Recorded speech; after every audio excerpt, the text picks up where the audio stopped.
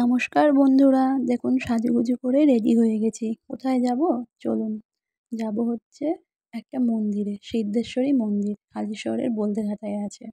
কি সুন্দর আজকে উৎসব হচ্ছে এখানে, রাখি পূর্ণিমা উপলক্ষে। দেখুন দিনের বেলা এখানে খুব ভিড় ছিল, আমরা তাই সন্ধেবেলায় মাকে দর্শন করতে এসেছি। জুতো রেখে আস্তে আস্তে প্রবেশ করলাম ভেতরে। কি সুন্দর সাজিয়েছে না ভেতরটাও, খুব সুন্দর। এই দিকটায় দেখুন, মনে হয় এটা বলির জায়গা। হ্যাঁ, দেখাচ্ছি দাঁড়ান। এটা এখানে বলি দেয়, দেখুন চাল কুমড়ো আখ পড়ে আছে, সব এগুলো বলি হয় এখানে। এরপরে চলুন মাকে একটু দর্শন করে আসি। ওপরে উঠে যাই, সিঁড়ি দিয়ে মাকে প্রণাম করে সিঁড়িতে, তারপরে মাকে দর্শন করব। এই উঠে গেলাম ভেতরে।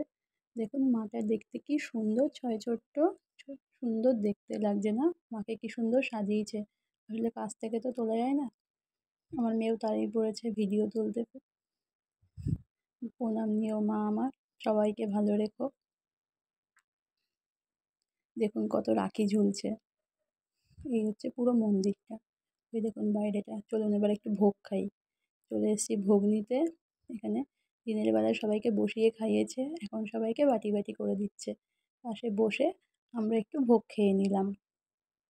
এরকম মা মেয়ে সব বসে পড়েছে ভোগ খেতে। এবারে আমি কিছু সেলফি, কিছু ভিডিও তুলে নিলাম এখানে দাঁড়িয়ে দাঁড়িয়ে। আর আমার পেছনে যে ফাঁকা জায়গাটা দেখছেন না, এখানে কিন্তু মানে কি বলে, পৈতে, বিয়ে এসব হয় এই ফাঁকা জায়গাটায়। কি অনেকটাই বড় সুন্দর, অনেকে আমি অনেকবার এসে দেখেছি এখানে পৈতে হচ্ছে, বিয়ে হচ্ছে, এরকম হয়েছে এই জায়গাটায়। দেখুন ওনারা পুরোহিত মশাইরা মনে বসে কথা বলছে, মেয়ে একজন বান্ধবী পাতিয়ে নিয়েছে। চলুন এবারে এগোনো যাক। অনেকক্ষণ হয়েছে এসছি, এবার ধীরে ধীরে বাড়ির পথে রওনা দেব। এই গেট থেকে বেরোচ্ছি। এবার নিন রাস্তায় উঠে গেছি।